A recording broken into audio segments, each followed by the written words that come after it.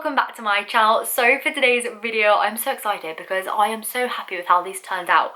Like, you know when you see something on Pinterest, you're scrolling on there for so long and you're like, I just need that in my life.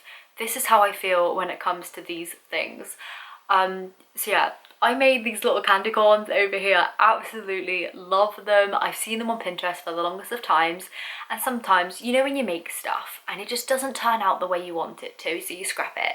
But this time, this is one of those just rare occasions where it's actually turned out just like it looks on Pinterest, and I can't wait to share this tutorial with you. So I'm just going to get straight on into it, and I'll meet you back here once the tutorial is finished. So to make the backing kind of template bit for the actual candy corns, I just took out the hardboard bit of a frame. This frame was actually one left over from a project I did a few months ago, and it was just from Poundland, but you can use hardboard from B&Q and that sort of stuff. I do have a sheet of it hanging around that I'm going to be using in an upcoming project. So what I went ahead and did was I drew out a candy corn onto that hardboard sheet and then just cut it out with my scissors. You can also use plyboard or just regular cardboard if you want to, but I would recommend something in between so it's not very expensive as well as being really easy to cut. So I went ahead and I found an off-cut piece of wood in my garden, and then I went ahead and just glued that hardboard candy corn shape down. Now I didn't have a clamp or anything like that, so I actually just used a big bucket of cement as well as a piece of wood, sandwiched it in between, and whilst I wouldn't recommend this, it did work, so you know, I can't really complain. I then went ahead and just took it slowly and just made small cuts all the way around the candy corn shape. Now this saw was incredibly loud and it scared the living, I don't know what, out of me. So yeah, you want to go very slowly, very carefully, making sure you're not cutting off any fingers or anything like that. I mean, if you're in a rush, you should not be using power tools. You need to make sure you have patience on your hand, safety first, goggles on. If you think you need them, then gloves. I know for a fact that I like to know where my hands are, so I know a few people have commented before saying that I'm probably going to cut a finger off one day, but yeah, you just want to take it slow. Now, there's a peek of my pyjamas. I was doing this in Despicable Me pyjamas with minions on, but you know, I'm an adult. I can use power tools now. Well, this is my first one, and it did really scare me, but hopefully we can use this on some upcoming projects. I basically just sawed all the way around that shape until I was happy with the result.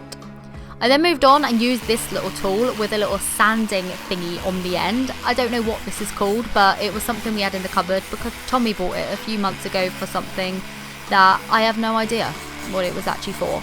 But it came in handy, and it managed to kind of sand off all the edges and make it look like the wood was carved, which is the exact thing I was going for. I then used this little attachment, which looked like a little sandy paper thingy, and I just wanted to make some indentations where the different segments of candy corns bits were. So I just ran that across until I had some little dents. Now you can obviously use a chisel or a little saw, something like that, to go across it. If you don't have one of these, that would probably work out really well. Once I had my two shapes done, so I obviously made a smaller one here with some new wood, and then obviously had the one that I just showed you how I made. I took some of the RUstoleum chalk paint in the colour Pumpkin, and I just painted the whole thing in this orange shade. Now I didn't have a light yellow, so I actually went ahead and I mixed that up myself. The way I mix my paint is by taking a big clump of chalk paint and then adding a little bit of acrylic in to make the colour that I want. So as you can see here, just getting the chalk paint, adding a few little drops of the acrylic and mixing that in, and this made a really gorgeous pale yellow shade.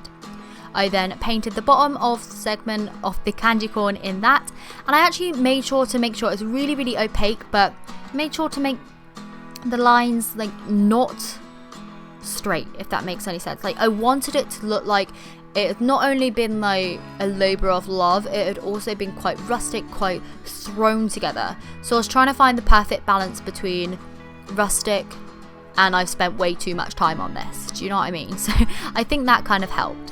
So I made sure to cover all of the bottom part in the yellow, like I said, and then I went in and painted the top in the white just to match the normal candy corn colours.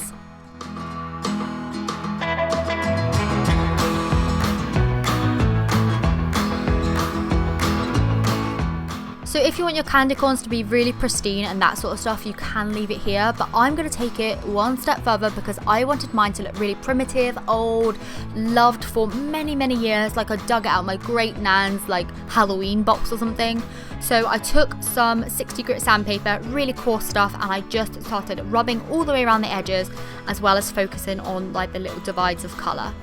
I then went ahead and dipped my paintbrush into some walnut coloured like wood stain, and I just started patting that on the chalk paint and with a microfiber cloth rubbing it off and rubbing it in so it looked quite oil stained and old. Now obviously I know this is not going to be to everyone's taste, so you can skip this step or you can do it little bits or even more if you want to, but this is how I wanted mine to look. So I just kept going back and forth with the microfiber and the paintbrush, adding more and little bits on and a little bit more, and before I knew it I had a really distressed look.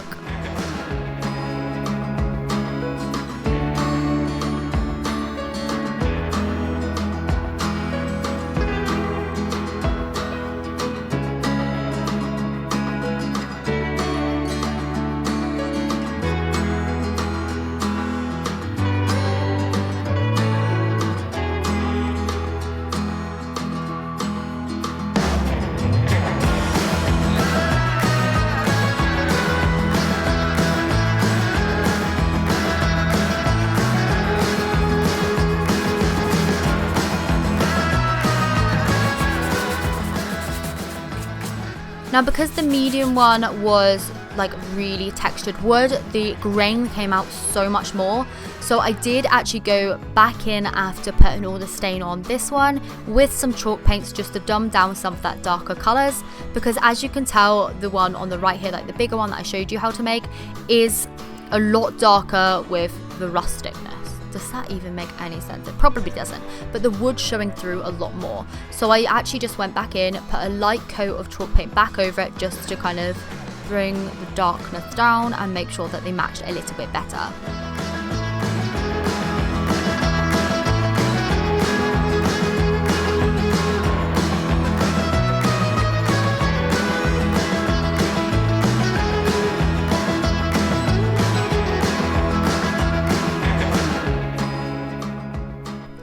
To make sure they were going to stay nice and rustic as so, I just took some of this furniture clear wax and I just made sure I had a thin layer of wax all over the chalk paint just to seal it in. You can also use clear lacquer, anything like that to seal it, or you can just leave it as is.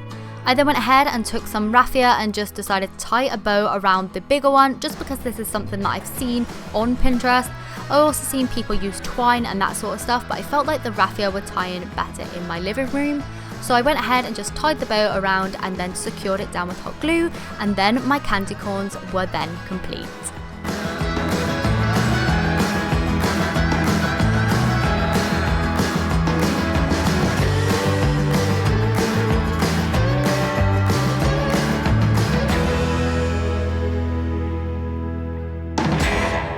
So this is what the candy corns have obviously turned out like. I am in love with them. I know they're not going to be to everyone's kind of cup of tea. They're a bit old looking, they're a bit rustic. We don't have candy corns really in this country, but I just love them.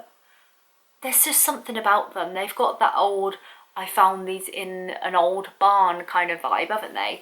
Just look at them. I feel like I'm definitely going to keep these forever. These are just going to be part of my autumn Halloween decor for my whole life until I lose them, basically, because to be honest I probably spent way more time on these than I should have. They were a proper labour of love, but I just adore how they've turned out. Love the little raffia on here. I took inspiration from one of the ones on Pinterest with a little bow on as well. I think it was a twine bow, but I thought the raffia would work a little bit better in here with, you know, the bits of raffia and stuff I'm going to be having on the middle of my table over there, as well as in my wreath and that sort of stuff. So I thought that would work out better for me. So yeah, this is how they turned out. Absolutely in love. I hope you enjoyed the tutorial. If you did, please do give it a thumbs up, and I'll see you very soon for another video. I am actually going to be posting a thrift haul tomorrow because I filmed it last weekend. Then I got carried away with Poundland Halloween and it all got mumbo jumboed up. So yeah, we're going to have a thrift haul tomorrow, followed by a vlog on Sunday, and then you're going to get more DIYs again. Can you believe it? I'm posted so much. Anyway, I hope I'm not annoying you. I'm gonna go, and I will see you very soon for all of what I just said. Okay, bye!